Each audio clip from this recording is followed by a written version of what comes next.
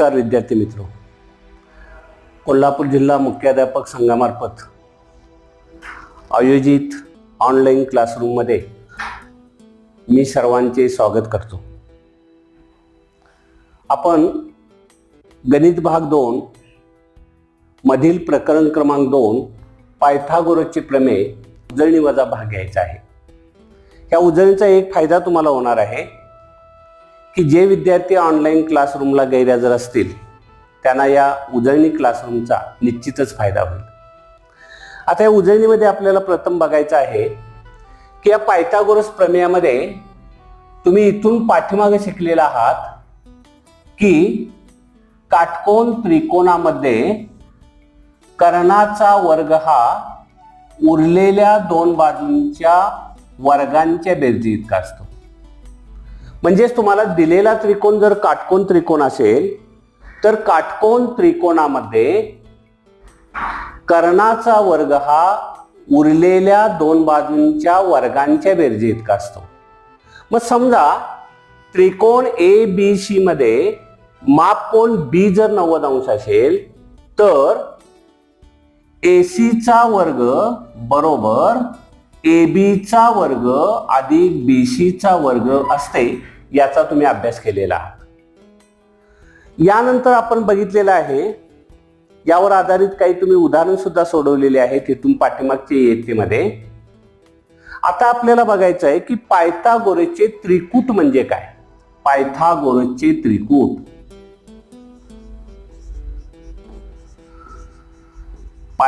मी तुम्हाला काय सांगितलं की इथून पाठीमागच्या इयत्तेमध्ये आपण काटकोन त्रिकोणामध्ये कर्णाचा वर्ग हा उरलेल्या दोन बाजूंच्या वर्गांच्या बेरजी इतका असतो याचा अभ्यास केलेला आहे।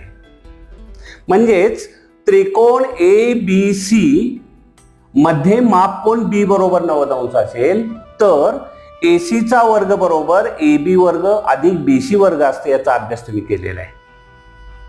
आता याच्या अगोदर आपल्याला पायथागोरसच्या प्रमेयाची सिद्धता घेण्या अगोदर त्याच्या अगोदर पायथागोरसचे त्रिकूट म्हणजे काय किंवा समरूपता म्हणजे काय याचा थोडक्यात अभ्यास करायचा आहे। त्यासाठी आपण आधी बघूया की पायथागोरसचे त्रिकूट म्हणजे काय। नैसर्गिक संख्यांच्या त्रिकूटामध्ये जर एका संख्येचा वर्ग हा इतर दोन संख्यांच्या वर्गांच्या बेरजे इतका असेल तर त्या तीन संख्यांना पायथागोरसचे त्रिकूट असे म्हणतात। लक्षात घ्या, नैसर्गिक संख्यांच्या त्रिकूटामध्ये जर एका संख्येचा वर्ग हा उरलेल्या दोन संख्यांच्या वर्गांच्या बेरजे इतका असेल तर त्या तीन संख्यांना पायथागोरसचे त्रिकूट असे म्हणतात। उदाहरणार्थ आपण एक संख्या घेऊया 3,4,5। तुम्हाला एक उदाहरण दिलेलं आहे 3,4,5 या संख्यांच्या त्रिकूटामध्ये बघा, पायथागोरसचं त्रिकूट कशाला म्हणायचं तर नैसर्गिक संख्यांच्या त्रिकूटामध्ये जर एका संख्येचा वर्ग हा उरलेल्या दोन संख्यांच्या वर्गांच्या बेरजे इतका असेल तर त्या तीन संख्यांना पायथागोरसचे त्रिकूट असे म्हणतात। उदाहरणार्थ आपण घेऊया 3,4,5 या संख्यांच्या त्रिकूटामध्ये आता यामध्ये सर्वात मोठी जी संख्या आहे ती 5 आहे। 5 चा वर्ग बरोबर 25, समजायला विधान नंबर आपण 1 देऊ। राहिलेल्या ज्या दोन संख्या आहेत त्यामध्ये 3 चा वर्ग अधिक 4 चा वर्ग बरोबर 9 अधिक 16 बरोबर 25 येतात, विधान नंबर 2। म्हणून विधान 1 व 2 वरून आपण असं म्हणू शकतो, विधान 1 व 2 वरून काय म्हणता येईल आपल्याला 5 चा वर्ग बरोबर 3 चा वर्ग अधिक 4 चा वर्ग। म्हणजेच या नैसर्गिक संख्यांच्या त्रिकूटामध्ये एका संख्येचा वर्ग हा इतर दोन संख्यांच्या वर्गांच्या बेरजी इतका आलेला आहे। म्हणून मी असं म्हणेन म्हणून 3,4,5 हे पायथागोरसचे त्रिकूट आहे. पायथागोरसचे त्रिकूट आहे. पायथागोरसचे त्रिकूट आहे. लक्षात घ्या मुलांनो की यामध्ये तुम्हाला ज्या काही 3 नैसर्गिक संख्या दिलेल्या असतात त्या नैसर्गिक संख्यांच्या मध्ये जर एका संख्येचा वर्ग हा उरलेल्या 2 संख्येच्या वर्गांच्या बेरजेत येत असेल तर त्या 3 संख्यांना पायथागोरसचे त्रिकूट असे म्हणतात. आता हे पायथागोरसचे त्रिकूट मिळवण्याचे सुद्धा सूत्र आहे. ह्या जे काही पायथागोरसचे त्रिकूट आहे याचं मिळवण्याचं एक सूत्र आहे. काय सूत्र आहे ते बघा की समजा a, b तुम्हाला समजा a आणि b या जर नैसर्गिक संख्या दिलेल्या असतील, a, b या नैसर्गिक संख्या असतील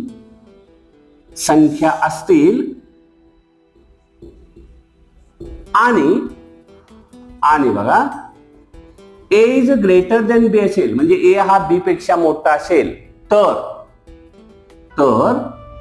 a वर्ग अधिक b वर्ग कॉमा a वर्ग वजा b वर्ग कॉमा 2ab हे पायथागोरसचे त्रिकूट असते. लक्षात घ्या मी काय म्हणतोय बघा की पायथागोरसचे त्रिकूट मिळवण्याचं सुद्धा आपल्याला एक सूत्र मिळवता येतं. जर a आणि b या नैसर्गिक संख्या असून a ही संख्या जर b पेक्षा लहान मोठी असेल तर a वर्ग अधिक b वर्ग a वर्ग वजा b वर्ग आणि 2ab हे पायथागोरसचे त्रिकूट आहे असं आपल्याला म्हणता येतं. यासाठी आपण एक उदाहरण सुद्धा घेऊया. उदाहरणार्थ समजा a बरोबर 5 असेल आणि b बरोबर 4 असेल. a बरोबर 5 व b बरोबर 4 तर बघा पायथागोरसचे त्रिकूट मिळूया. म्हणून a वर्ग अधिक b वर्ग बरोबर 5 चा वर्ग अधिक 4 चा वर्ग 5 चा वर्ग 25 4 चा वर्ग 16 25 आणि 16 41 म्हणजे a वर्ग अधिक b वर्गची किंमत आली 41. a वर्ग वजा b वर्ग बरोबर 5 चा वर्ग वजा 4 चा वर्ग बरोबर 25 वजा 16 बरोबर 25 मधून 16 गेले 9 आले बरोबर 9 येतात. त्यानंतर 2ab बरोबर 2 गुणिले 5 गुणिले 4 बरोबर 5 × 20 20 गुणिले 2 म्हणजे 20 दोन्ही 40. म्हणून मी असं म्हणेन 41,9,40 हे पायथागोरसचे त्रिकूट आहे. पायथागोरसचे त्रिकूट आहे.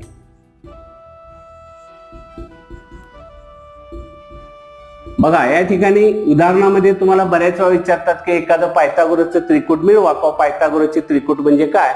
तर आपल्याला इथं असं म्हणता येईल की आपल्याला एखाद्या सूत्राच्या सहाय्याने सुद्धा पायथागोरसचं त्रिकूट मिळवता येतं. समजा a आणि b या नैसर्गिक संख्या असतील आणि a ही संख्या b पेक्षा मोठी असेल तर a वर्ग अधिक b वर्ग कॉमा a वर्ग वजा b वर्ग आणि 2ab हे पायथागोरसचे त्रिकूट असते. उदाहरणार्थ समजा a बरोबर 5 आणि b बरोबर 4 असेल तर a वर्ग अधिक b वर्ग म्हणजे 5 चा वर्ग अधिक 4 चा वर्ग 25 अधिक 16 बरोबर 41. a वर्ग वजा b वर्ग बरोबर 5 चा वर्ग वजा 4 चा वर्ग बरोबर 25 वजा 16 बरोबर 9 येतात. 2ab बरोबर 2 गुणिले 5 गुणिले 4 बरोबर 40. याचा अर्थ इथं असा होतो की 41, 9 आणि 40 हे एक पायथागोरसचे त्रिकूट आहे. या पायथागोरसच्या त्रिकूटामध्ये संख्यांचा क्रम कोणताही असला तरी चालतो. फक्त हा उरलेल्या 2 संख्यांच्या वर्गांच्या बेरजे इतका असतो. 45, 45, 90 तुम्ही प्रमेय बघितलेला आहे. 30 अंश डॅश 60 अंश डॅश 90 अंश मापाच्या त्रिकोणाचे प्रमेय. त्रिकोणाचे प्रमेय म्हणजे या ठिकाणी जर एखाद्या त्रिकोणाचे कोण 30 अंश 60 अंश आणि 90 अंश असे असतील तर या ठिकाणी आपल्याला एक प्रमेय वापरता येतं. उदाहरणार्थ मी तुम्हाला इथे एक प्रमेय आकृती काढलेली आहे. त्रिकोण PQR मध्ये जर मापकोन P बरोबर 90 अंश, मापकोन P बरोबर 30 अंश, मापकोन Q बरोबर 90 अंश आणि मापकोन R बरोबर तुम्हाला 60 अंश दिलेला आहे. मग आपल्याला हा 30-60-90 त्रिकोणाचा गुणधर्म किंवा त्रिकोणाचे प्रमेय काय सांगतं? जर एखाद्या त्रिकोणाचा कोन 30 अंश 60 अंश आणि 90 अंश अशी त्या कोणांची मापे असतील तर 30 अंश कोणासमोरची बाजू, आता 30 अंश कोणासमोर कोणती बाजू आहे? QR बाजू आहे. 30 अंश कोणासमोरली बाजू ही कर्णाच्या निम्म्या लांबीची असते. या ठिकाणी कर्ण तुमचा आहे PR, त्यामुळे 30 अंश कोणासमोरची जी बाजू QR आहे या QR ची लांबी कर्णाच्या निम्मी म्हणजेच 1/2 गुणिले PR आहे. त्यानंतर तुम्हाला म्हणता येईल की 60 अंश कोणासमोरची बाजू, 60 अंश कोणासमोरची बाजू तुमची आहे PQ. 60 अंश कोणासमोरची बाजू आहे PQ. PQ बरोबर √3/2 गुणिले कर्ण.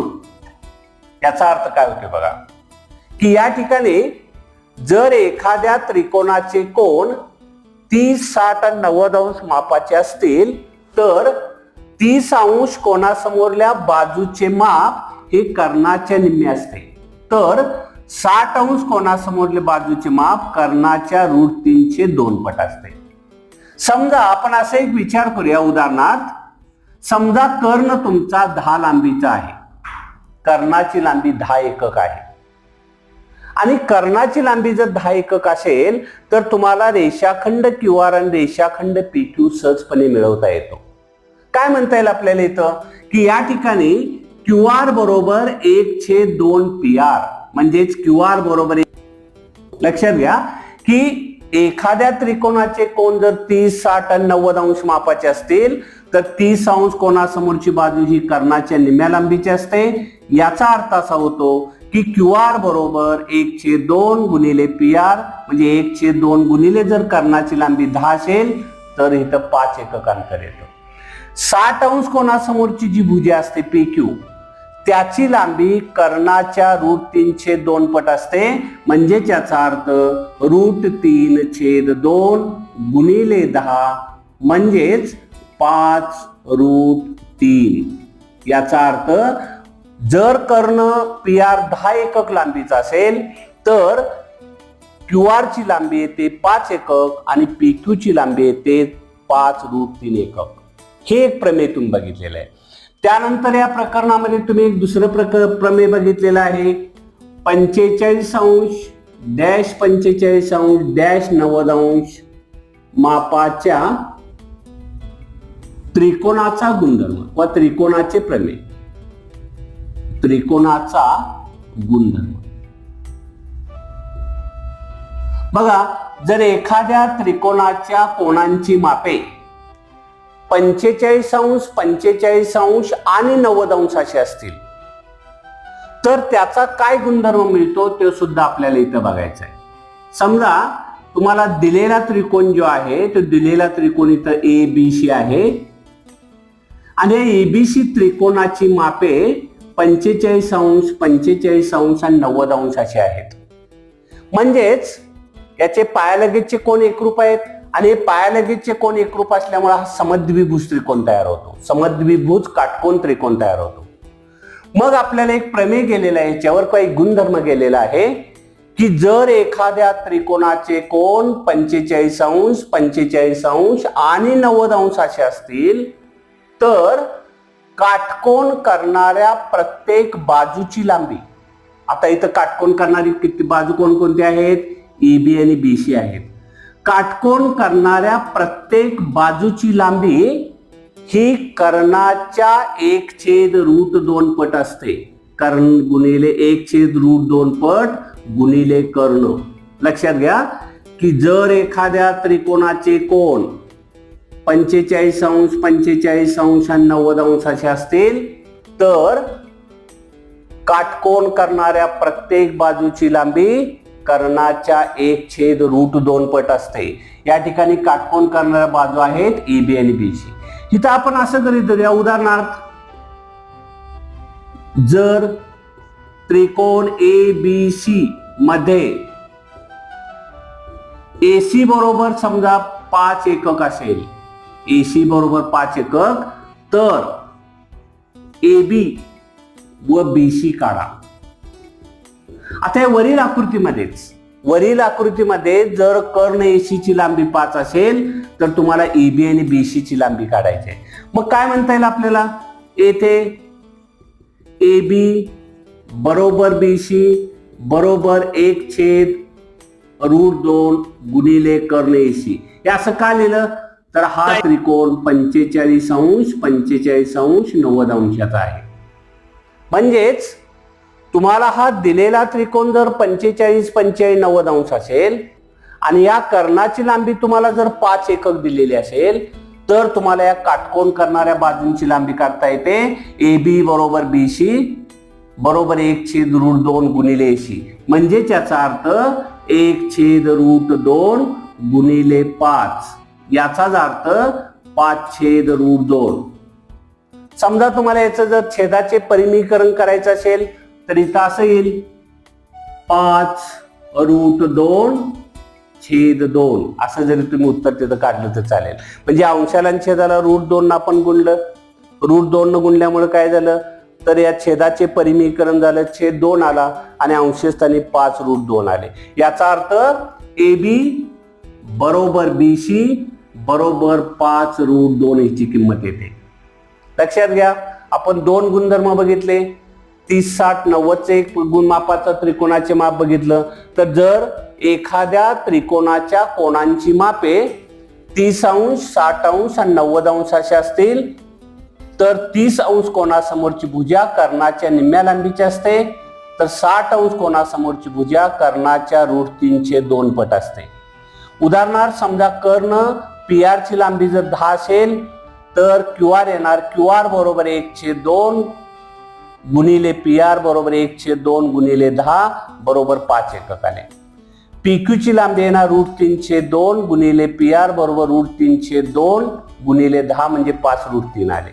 दुसरा एक आपल्याला प्रमेय बघायचा आहे, 45 अंश 45 अंश 90 अंश मापाच्या त्रिकोणाचा गुणधर्म.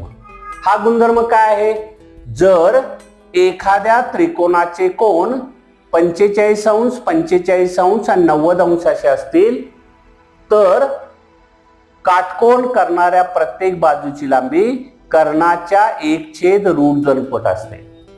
उदाहरणार्थ समजा हा जर कर्ण एसी 5 एकक लांबीचा असेल तर ए बी बरोबर बी सी बरोबर 1/√2 गुणिले कर्ण एसी.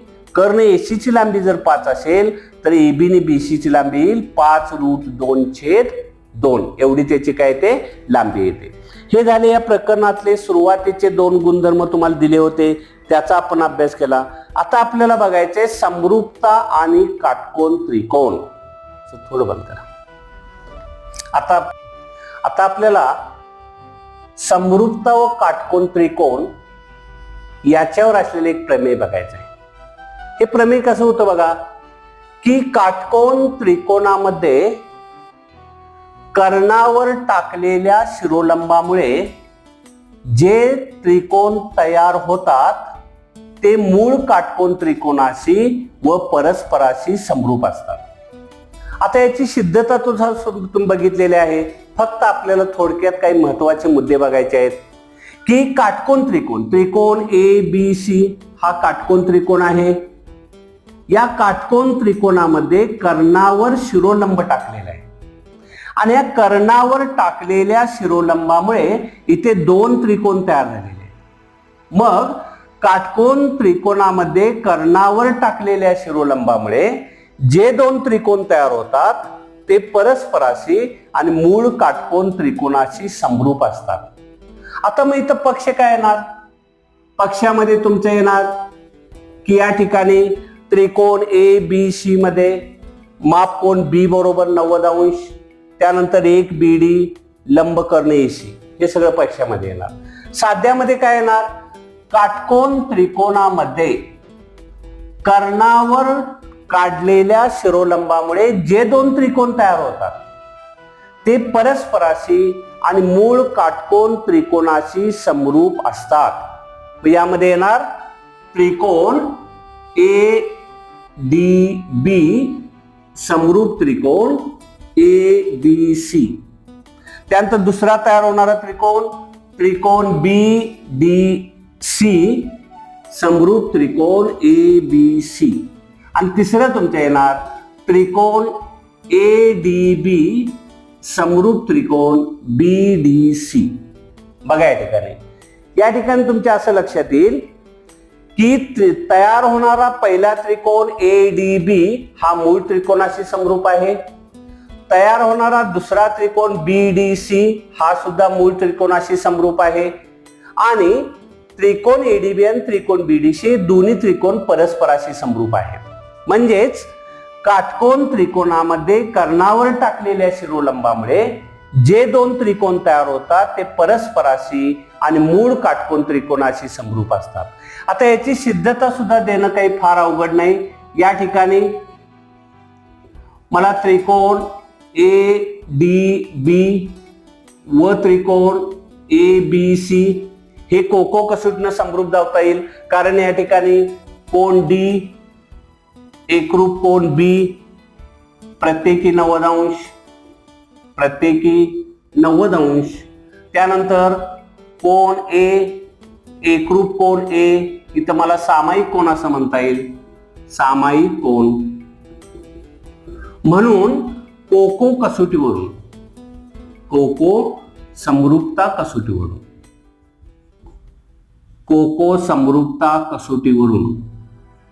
आता कोको समरूपता कसोटीवरून तुम्हाला काय म्हणता येईल, त्रिकोण ADB समरूप त्रिकोण ABC हे तुम्हाला एक पहिलं विधान दाखवता येईल। त्याचप्रमाणे तुम्हाला काय दाखवता येईल,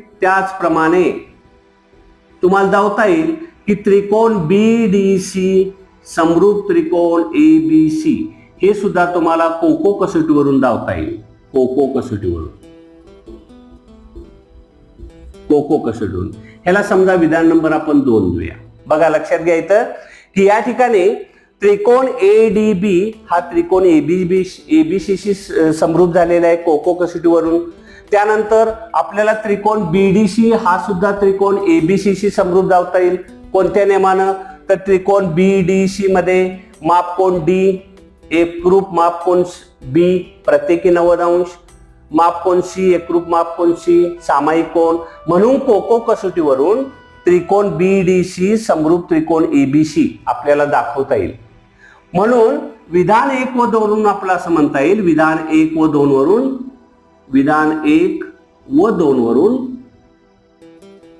1 आणि 2 वरून काय सांगता येईल, पहिला त्रिकोण दुसऱ्याशी समरूप आहे, दुसरा त्रिकोण तिसऱ्याशी समरूप आहे, मग तिसरा त्रिकोण आपोआपच काय असतो, पहिल्याशी समरूप असतो। म्हणजे याचा अर्थ त्रिकोण ADB समरूप त्रिकोण ADB समरूप त्रिकोण BDC,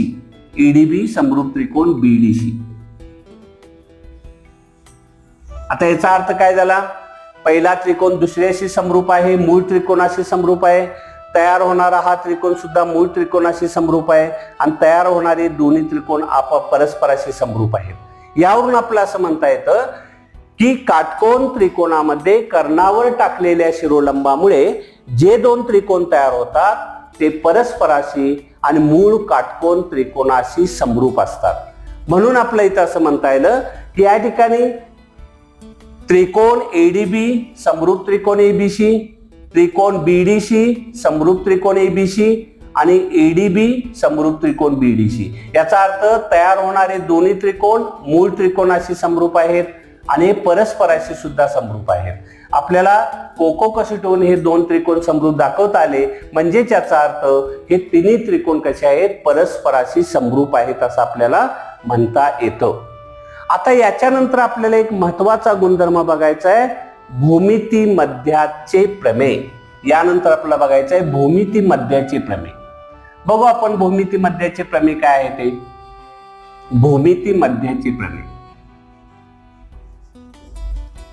भूमिती मध्याचे प्रमेय.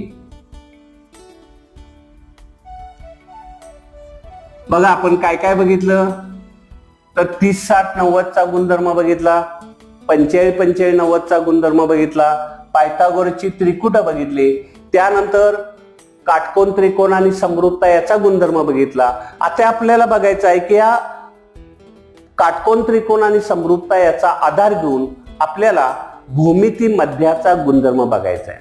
आता भूमिती मध्याचा गुणधर्म काय आहे तर काटकोन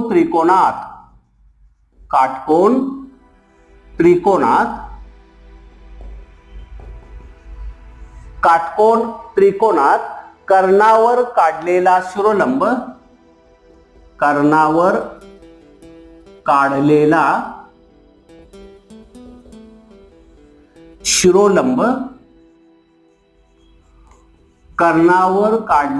शिरोलंब कॉमा त्या शिरोलंबामुळे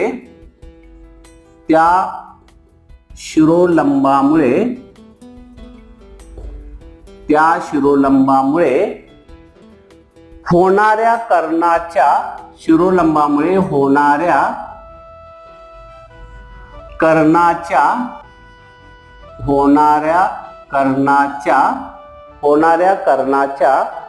दोन भागांचा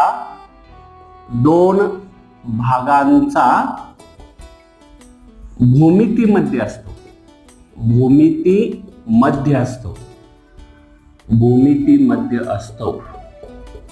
बघा आपल्या इथं काय बघायचं आहे की काटकोन त्रिकोणामध्ये कर्णावर काढलेला शिरोलंब त्या शिरोलंबामुळे होणाऱ्या कर्णाच्या दोन भागांचा भूमितीमध्ये असतो.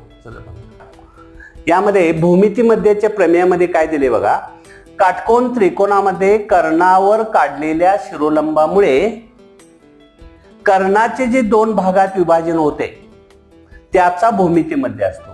आता या बीडी कर्णामुळे बीडी शिरोलंबामुळे कर्ण एसीचे ईडी आणि डीसी असे दोन भागात विभाजन झालेले आहे. म्हणून आपल्याला भूमितीमध्ये गुणधर्म म्हणून सांगता येतं बीडीचा वर्ग बरोबर ईडी गुणिले डीसी.